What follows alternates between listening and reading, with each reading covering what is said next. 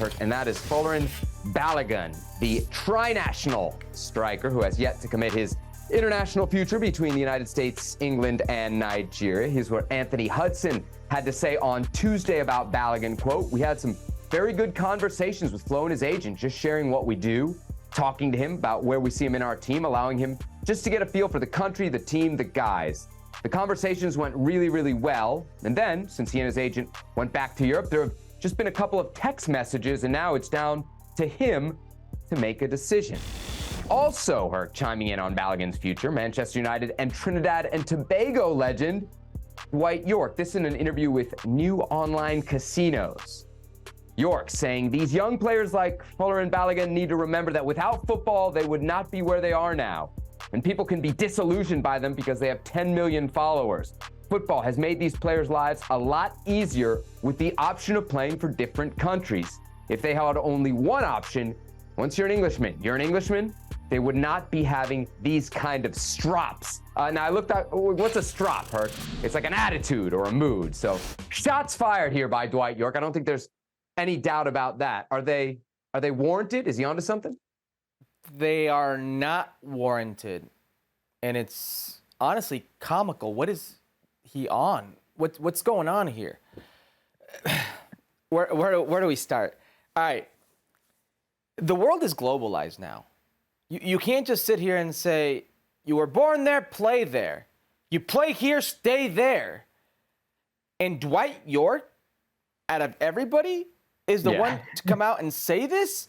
Dwight Yorke, by the way, Trinidad and Tobago legend, you mentioned it. Mm-hmm. Do you remember that 2016 for Trinidad? The exact same situation, a U21 English national team player. That was Shaka Hislop, a U21 English national team player who decided to play for Trinidad. Many of his teammates then were dual nationals of other descents, other origins. So I don't know what he's coming at. And I get it, because if you go on and you read the rest of this interview, it comes off as this old head who's a little bit bitter of what these young kids have nowadays. He talks about them not having the pressures, of them not having the responsibilities, of them being soft. And maybe there's some truth to the new generation being a little bit softer in a few things, or whatever the case may be, more interested in clothes or TikTok or Instagram, whatever the case, maybe.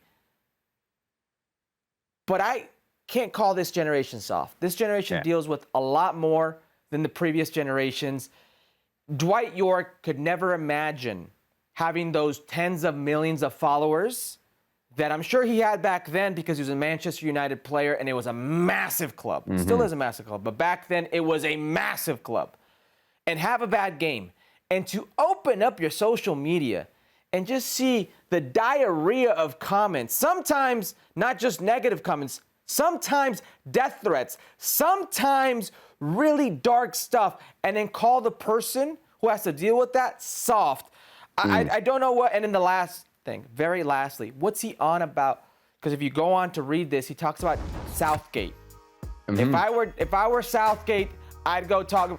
They value him so little that Southgate, in his attempt to actually show him how much they value him, sent a U21 coach, a youth national team coach, to go to try and convince him to stay. So I have no idea what Dwight Yorke's on about.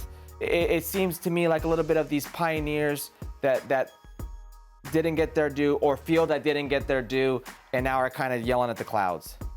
Yes, exactly. You know about that. Old man yelling at clouds, something Herculez Gomez is very familiar with. Yeah, we'll talk about age a little bit later in the show. To the point about what you said about Yorke's comments kind of later on, because we read one part of his quote on this. He said, Southgate should not shut the door because Balogun could be the next big thing. So he kind of is a little bit, I think, less harsh than maybe that quote would lead you to believe. But I'm trying to think, Herc, like, why would Dwight Yorke say this, right? Like, because it does come out of left field. Why is a player, with a Manchester United tie and a Trinidad and Tobago tie talking about Folarin Balogun? And then you got to look at his resume, right? Yorke just got fired from a job in Australia, okay? And on his way out of Australia, he called the club a pub team. So he's burning bridges left, right, and center. And he's looking for work. And he's probably, Herc, based on his resume, got his best chance of work in England. So to me, this is like a politician throwing red meat to his base. He's saying, hey, this new generation of players, And specifically, this guy who doesn't want to fight his way to a spot in the English team is soft. That's really what he's saying here. The guy who's taking the path of least resistance and maybe an easier opportunity with the U.S. is soft. I don't think it's soft, Herc. I think it's smart. I know this was shots fired, but if we could do a get lost here for Dwight Yorke, I would tell him to get lost because I think he's way off the mark. And I think if you're a player in today's modern day and you don't take advantage of that leverage that you have if you're a dual national or a tri-national in this case, you're missing the point. And I think Dwight Yorke very badly misses the point here, something he didn't do during his playing. Thanks so much for watching ESPN on YouTube. And for more sports highlights and analysis, be sure to download the ESPN app. And for premium content and live streaming, subscribe to ESPN Plus.